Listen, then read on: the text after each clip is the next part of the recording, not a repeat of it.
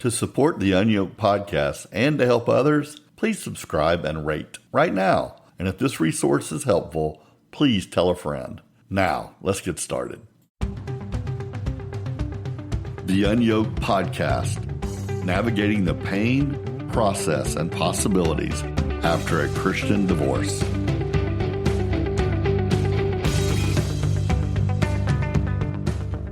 Let's talk about a taboo topic you will never hear from the pulpit or from the mouth of most preachers. The topic, sex and the single Christian post-divorce. You might hear from most, God says no. Next topic, please.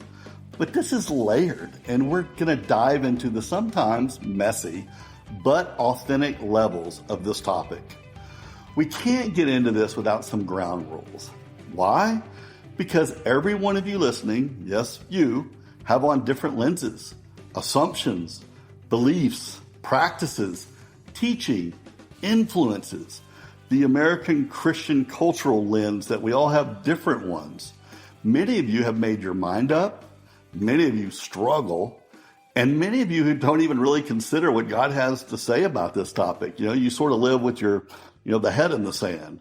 And many of you just live and manage your life without thinking of the truth or consequences, or even maybe highly value wise biblical lens decisions. And some of you have just found your comfort zone around this topic, and you want to leave it that way. We all have so many different perspectives. So how are we going to navigate this?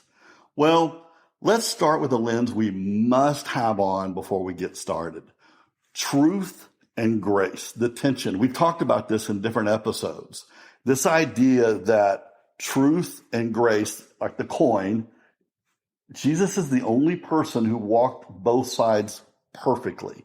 We, you and I, our institutions, our churches, we lean to one side or the other, but not just once, on various topics. If you're good at something, you look to the truth lens and you sort of shame anybody who doesn't have that right.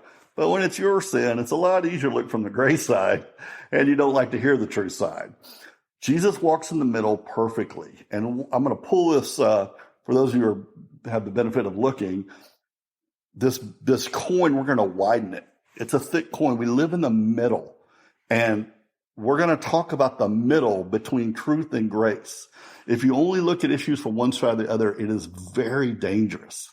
This podcast has always been about those living in this post-divorce vortex, living in the milestones and the reality of post-marriage.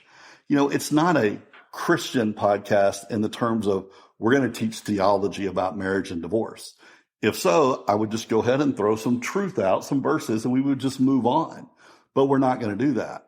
So remember how at the very beginning of this podcast, I said that I wanted this to be like when you're pregnant, the book, What to Expect When You're Expecting. Well, I want to identify the milestones post-divorce that you're going to go through. And sex is one of the major milestones, and we're not going to avoid it. I've had people try to ask me, why are you doing this? And I thought, well, I'm doing it because I made a commitment to talk about the tough stuff after divorce, and this is one of them. And what I'm not going to allow us to do is what I call T-shirt theology. And that is just throw a verse, throw a saying on top of something that's very complex. We do this a lot with teenagers about sex, right? Just don't do it. Genesis 1 and 2, don't. How about that? We'll leave it there. And then we do it with drugs and addicts. Like, well, just say no. Okay, well, I'm a heroin addict. Well, doesn't matter. Just say no. Well, it's a little more complicated.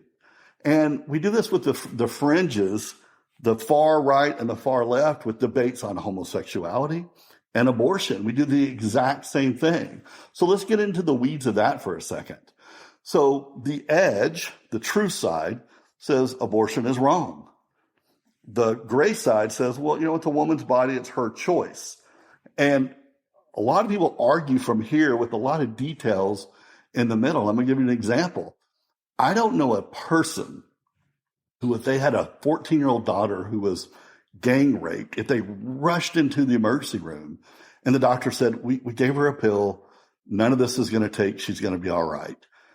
Thank God that happened, that we were able to save her from not getting pregnant. And then on the other side, I don't know too many people who would say, well, it's a woman's body, it's a woman's choice, but you can wait till 8 months and 29 days and then you can terminate that pregnancy. I don't think most people, 98% of the people would not agree with that statement. And 98% of the people would say, yeah, I'll take that morning after pill on a rate, right? Well, if we work from where we normally work from, we don't even get to talk about those little details. Well, we're going to do that with sex because there's a lot of details in the middle, in this middle ground, that it's not as simple as, well, if it feels good, you can do it, and I don't care what the Bible says, and then absolutely 100% not, why are we even talking about it? Does that make sense? So why am I doing this? Well, I've never shied away from hard, so here we go. Let's jump in. So I'm going to ask a couple of things of you.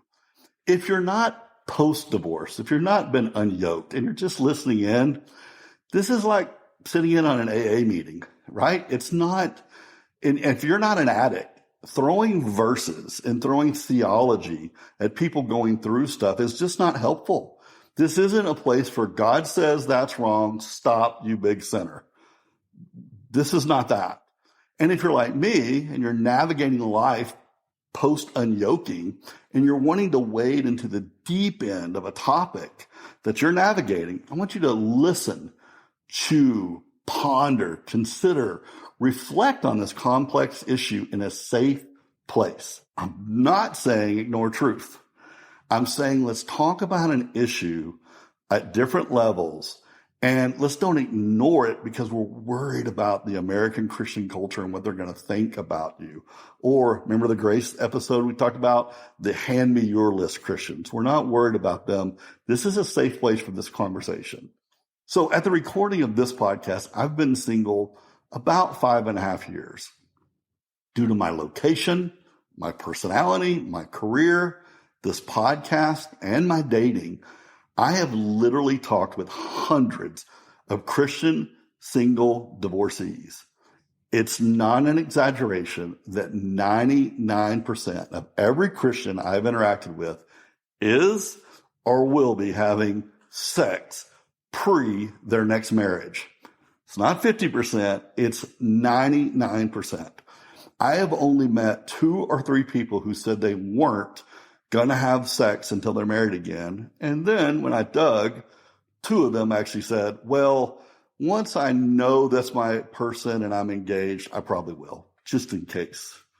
Right? I mean, I was following a Christian singles social media account the other day, and they actually posted this meme, and it said, life is too short for bad relationships and bad sex.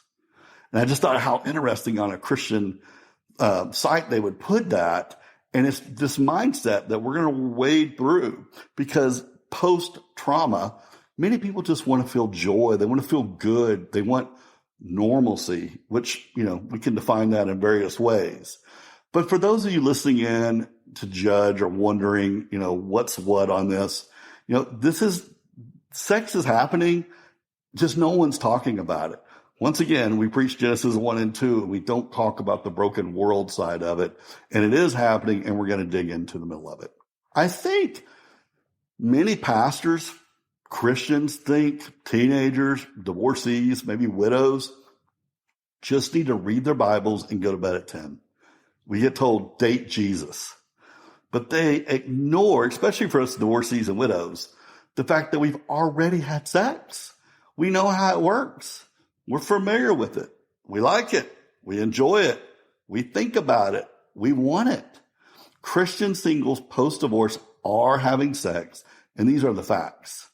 And it's sort of funny. It's like to that group, what do they think we do?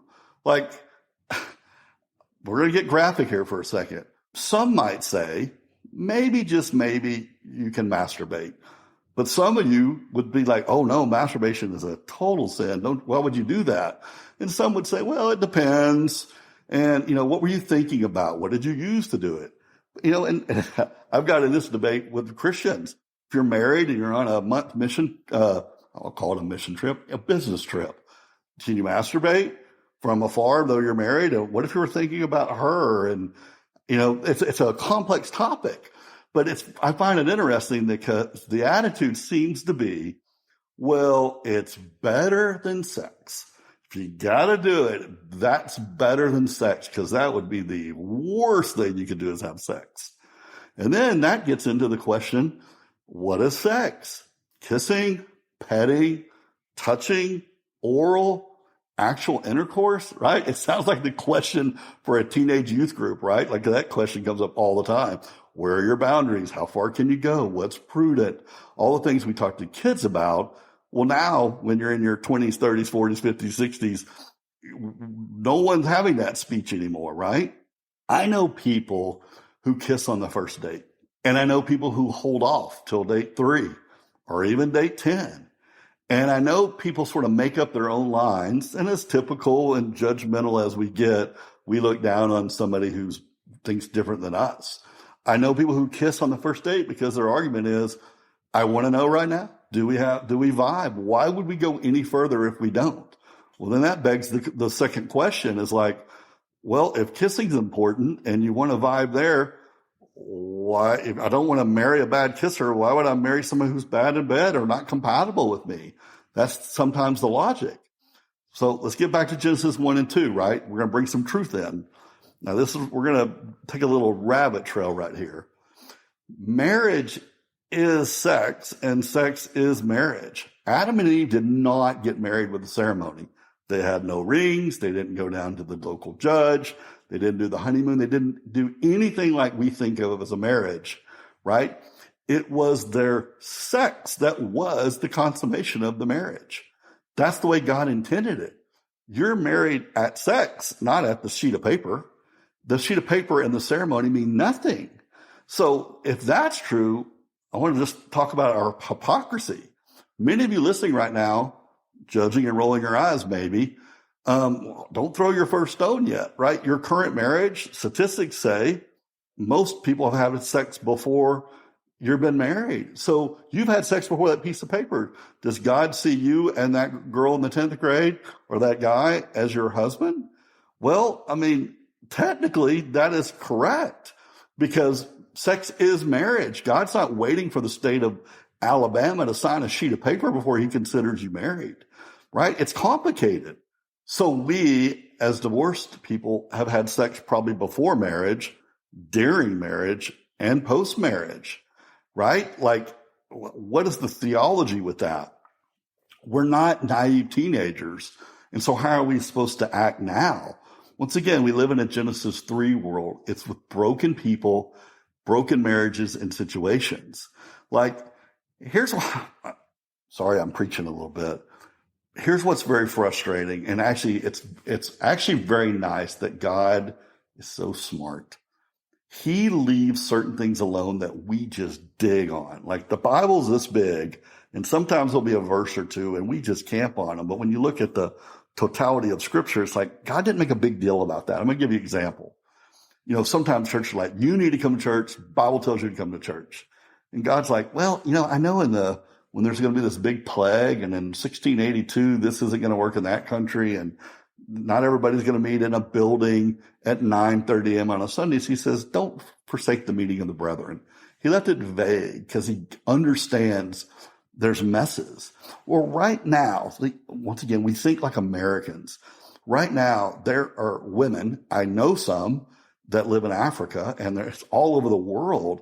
They are in prostitution and they can be believers. It's the only way they can feed their kids. Like that's what they do. And there's rape and there's just all kind of perversion is the word I'm going to use with sex. And God knows the issues are complex. He spends little time on cultural stuff, right? Does that make sense? He stays high on this. So here's another example. We like from our truth side and our grace side, we Christians are really big. There's only 2 genders. Well, Genesis 1 and 2, there sure was, Adam and Eve. But we live in a broken world and there are literally people born with both genitalia or neither in this world. And what do we do with those people besides sit over here and say, that's impossible. According to my theology, that's impossible.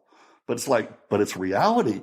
In the middle, in this broken world, there are some horrible things going on in tough situations. And if we just throw our truth logic at them, really dangerous, right? Life is messier than the t-shirt theology and the one verse answers. It just is.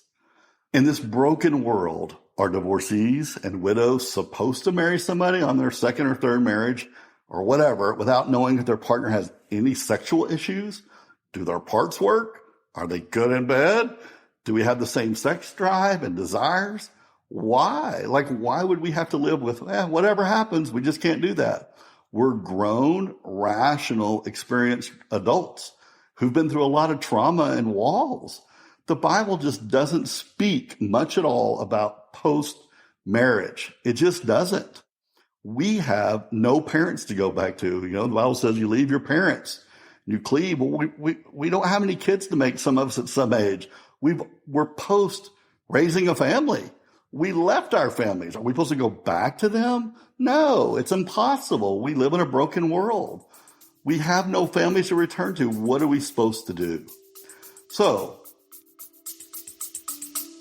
let's take a quick break.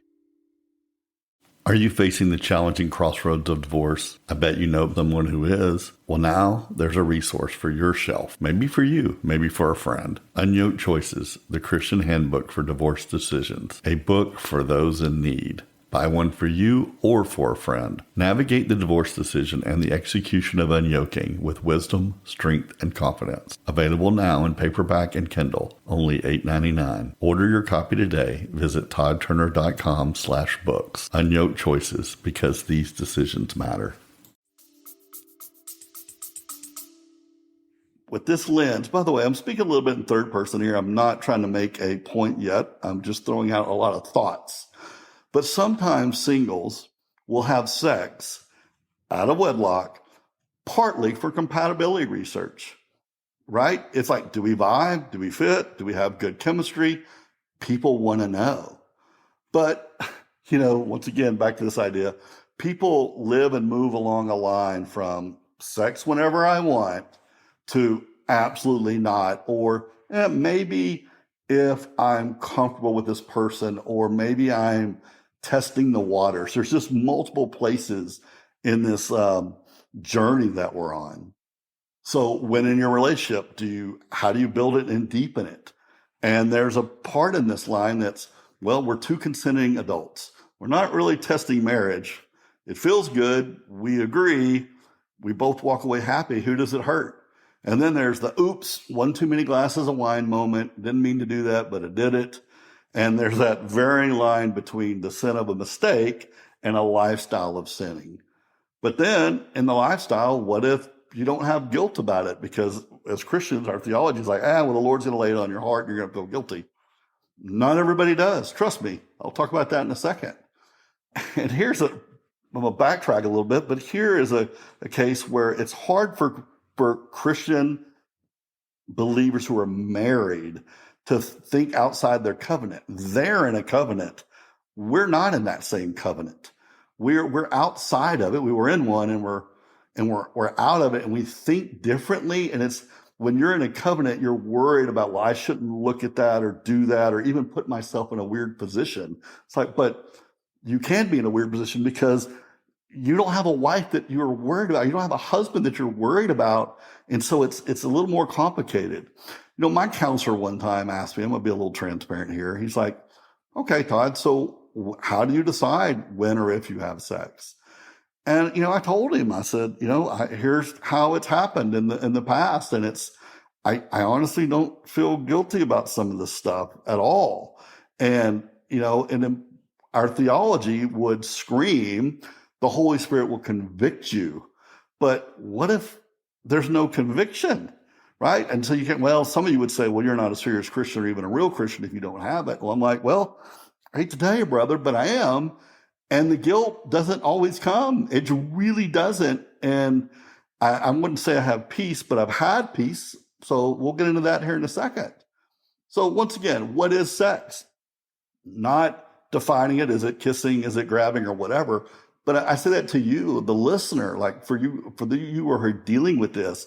What defines it? What is it to you? Why does it feel good to you? Like, have you really deep dove into it instead of just saying, this is mind numbing.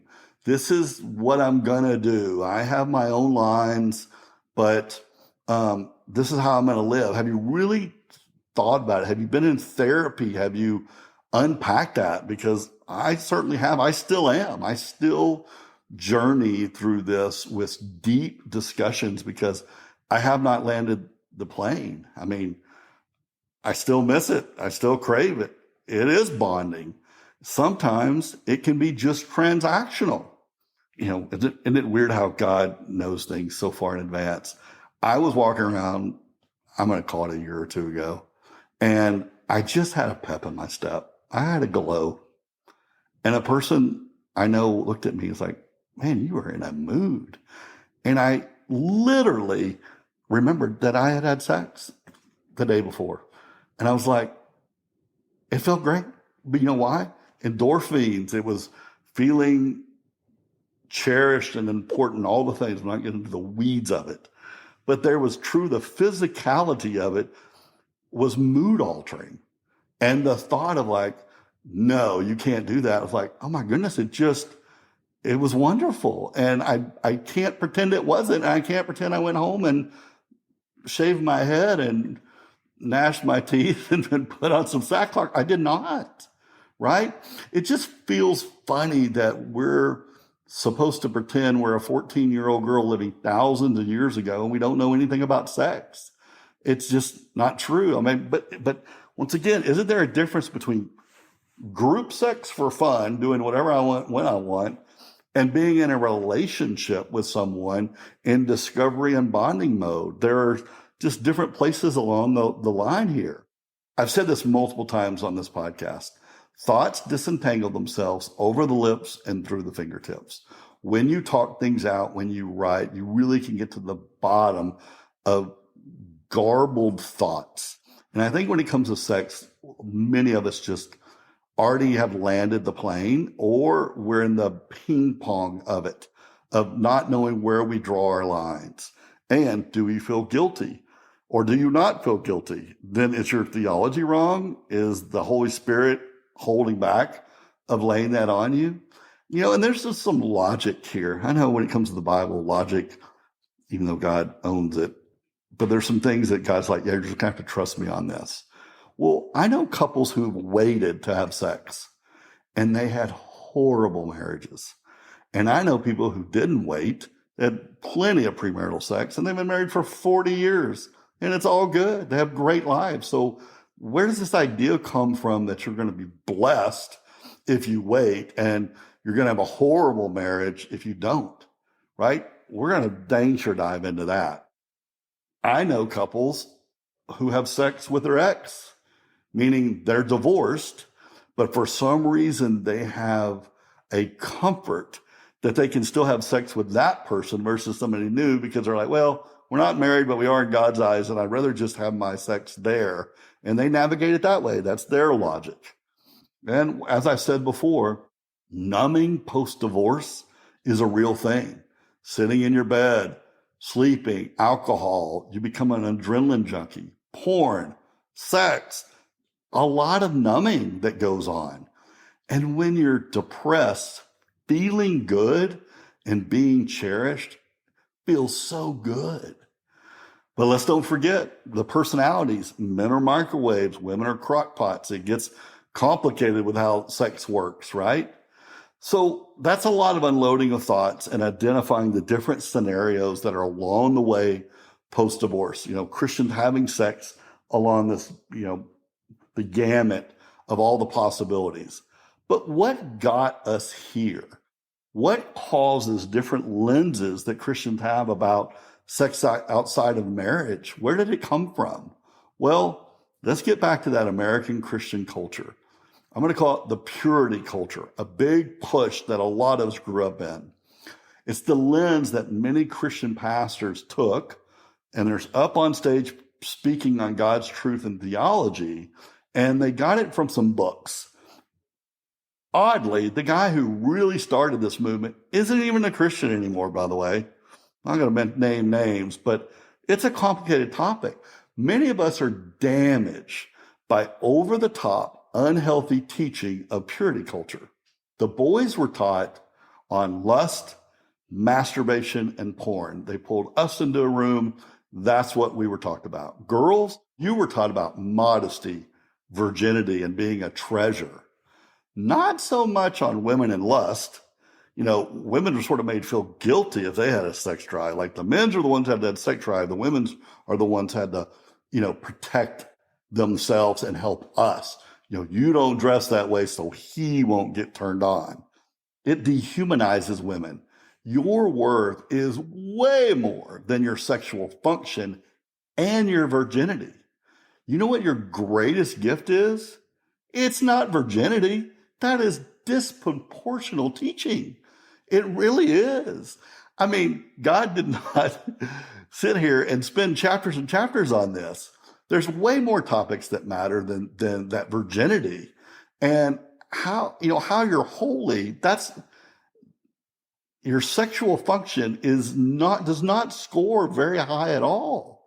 And men, our problem with this was self-control. Like, oh, you just can't. You're an animal, and you've got to run away, and you got to shut your eyes. And now we've made women think that boys will be boys. Y'all can't help yourself. And this comes into self-fulfilling prophecy, by the way. If you're given a green light, now you're fighting your whole life against this idea that what even God sanctioned in the first place, right? Men, you have a Holy Spirit in you like women do. You're not an animal. You can say no. We're not built that different when it comes to this. Some of these best-selling books, Every Man's Battle, the Kissing, Dating, Goodbye, Wild at Heart, these are all books that have this purity culture embedded within it. And it was echoed in the pulpits, private schools, small groups, church camp, mentoring. It leads to really unhealthy views. Sex is not the big elephant in the room for Christians.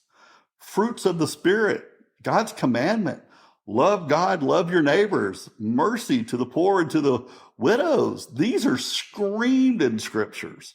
This other stuff are outright lies. And you know what it does?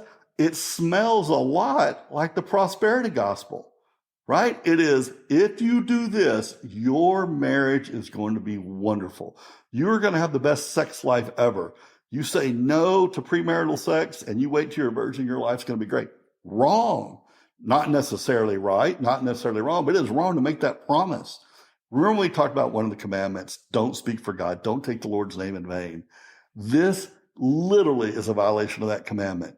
Promising somebody if they do some behavior, God is going to reward them a certain way. It's not true necessarily. It can be true, but you can't promise it. So people have this mindset of here's how women work, here's how men work. And if we draw these lines, our wife is going to be blessed in this way or cursed in this way. Unhealthy. We live in a broken world. These promises are dangerous. The lies about men's behavior, dangerous. The lies about women's behavior and their value or lack of value, dangerous. Those divorced, the greatest gift you can give your spouse is a heart for Christ. Not your first virginity or your second. And by the way, we know we're not virgins. Some people are like, well, it's a new virgin. It's a second virgin. Okay, I'm not here to argue that. I'm trying to argue the idea, the whole idea that you're going to get blessed by God a certain way if you do certain behavior is nonsense. Instead of getting something better, rewarded with a better marriage or the gift of virginity or incredible sex if you obey, then sometimes that turned into a scare tactic of you're going to get STD, you're going to get pregnant. Well, here's the problem with that argument. Things called condoms and vasectomies stop that. So now what? Like, you can't scare us with STDs and pregnancy at certain ages. We're not dumb. We know how to prevent both of those or fix both of them. So those scare tactics that worked on teenagers don't really work on us. We're older, smarter, and wiser, and we're not in the backseat of cars anymore.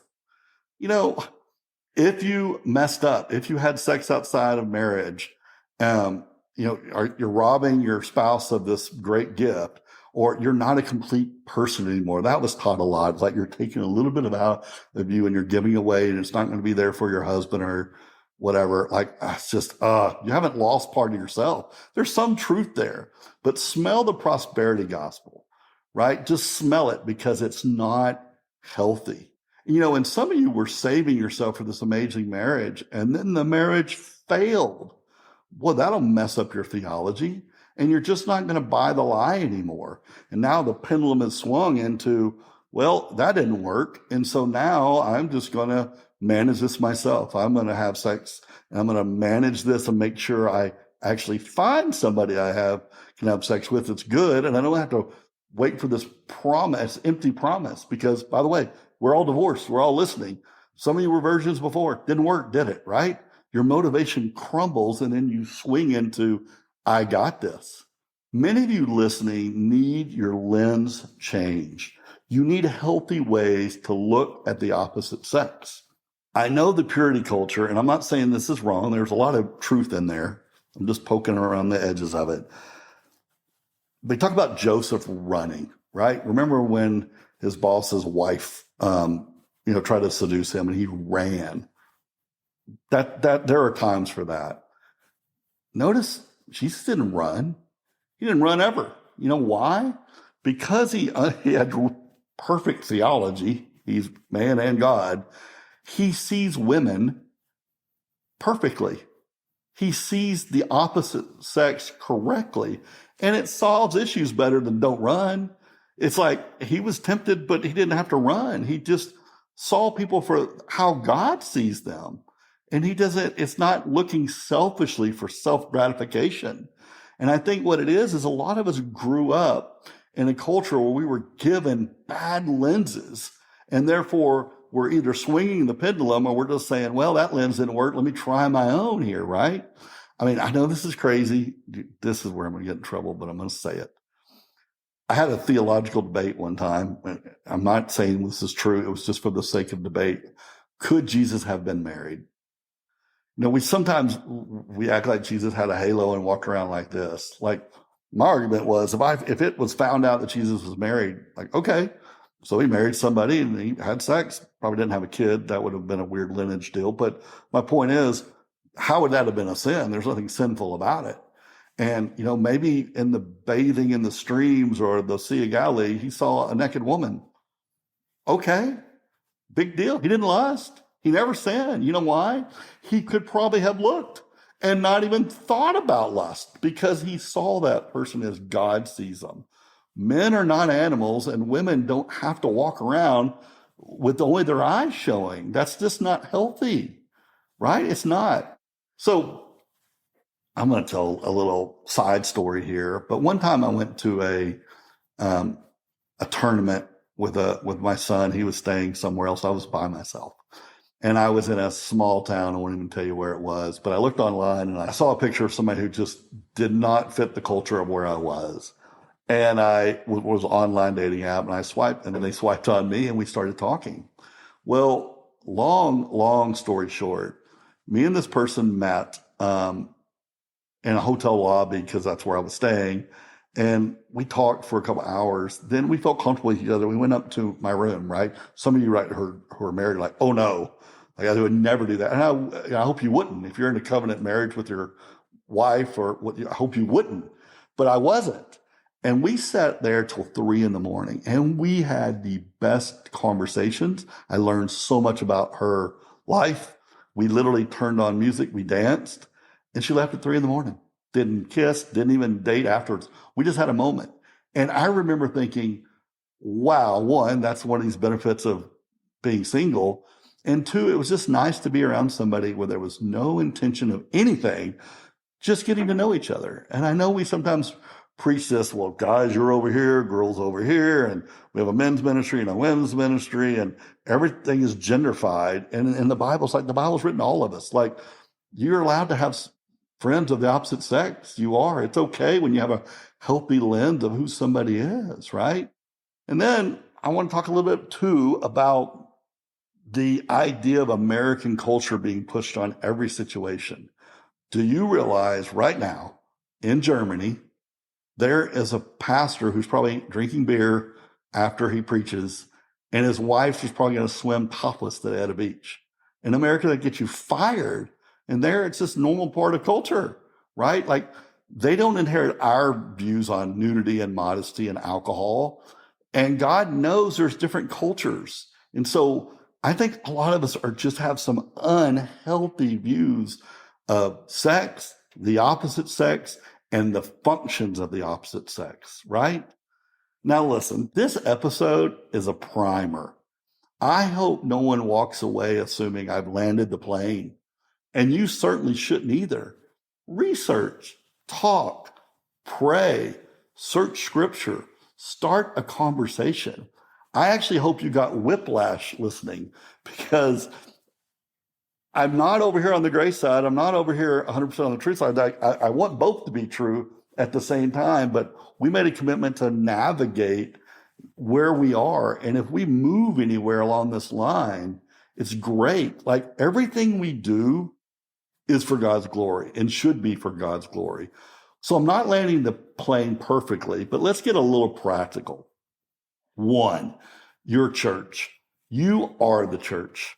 You don't have to have church programs to minister and to love, but you can talk about this topic to those in your church and find the people you can trust. But churches need to not make this a taboo topic. I actually feel sorry for young Christians who get married and we're just like, good luck. As long as you waited, you'll figure it out. It's like, well, I'm not sure. Once again, we live in a broken world. How are you going to figure it out? Adam and Eve, I guess they could figure it out. Us, I'm not sure we can. I think we need help, right? Here's something else practical. I'm going to get in the nitty gritty. Those of you who have your friends with benefits, just know that it can haunt you when it comes out with your next spouse. Know that some places you live on this line can be very painful later. I have a friend, I know she listens. I won't even use her name. She'll know I'm talking about her. But she was in a highly dysfunctional relationship with somebody who's truly a horrible person.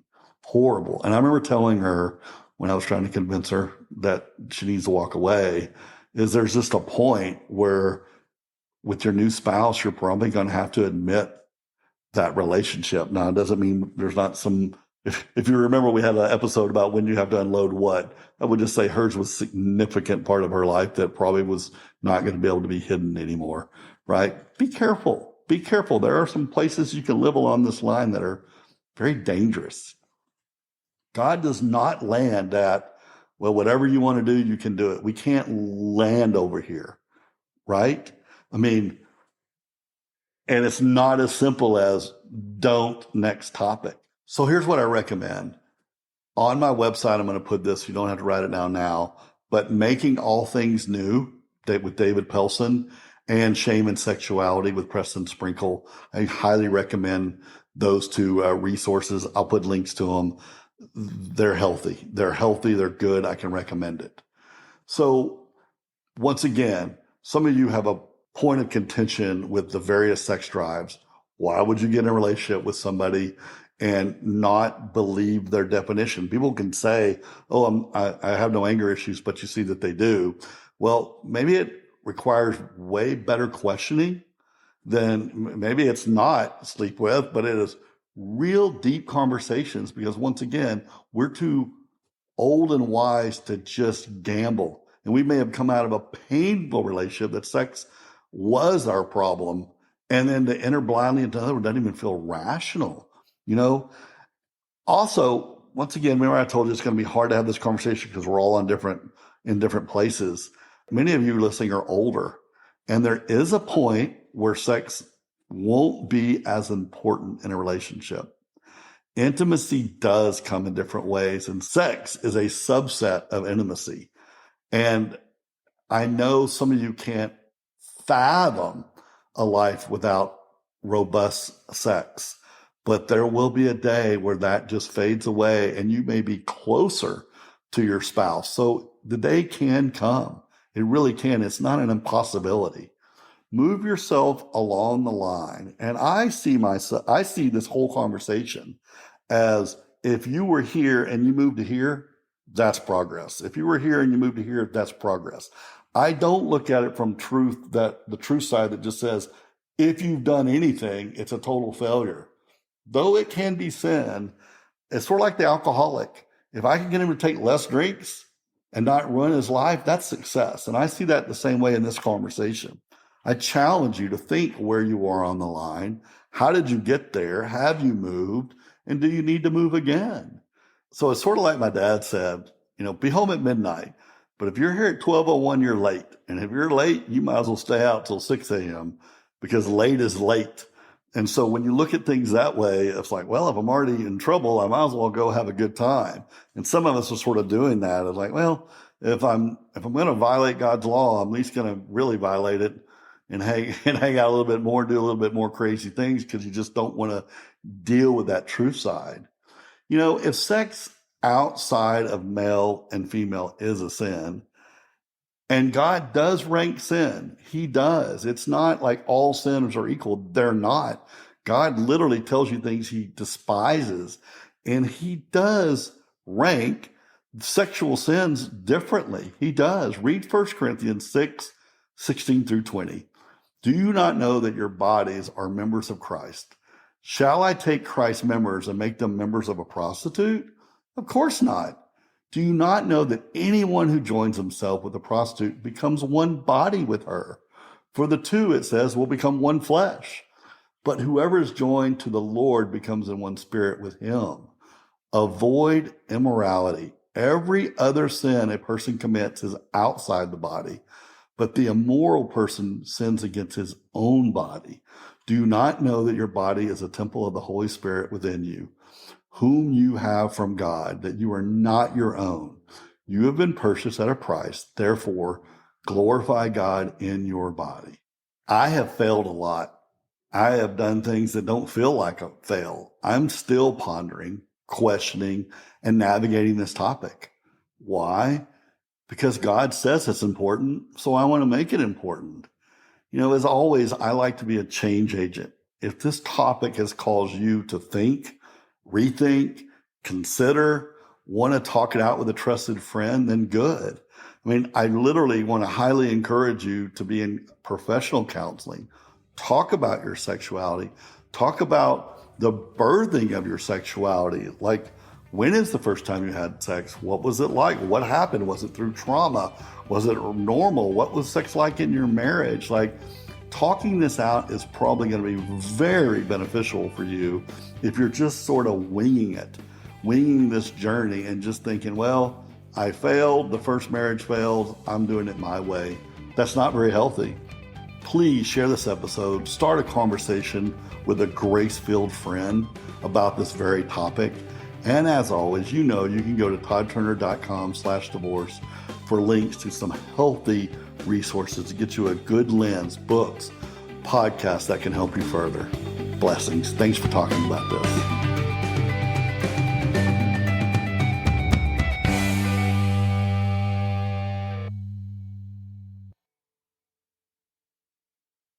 Thank you for listening to the UnYoked Podcast with me, Todd Turner. This was originally planned to be a limited 17-episode podcast navigating the major milestones after a divorce. Well, the feedback and needs were too great, and now I'm going to dive deeper into each episode, but with a female co-host. We are excited to help further the conversations into divorce recovery and gaining healthy, single legs as a Christian.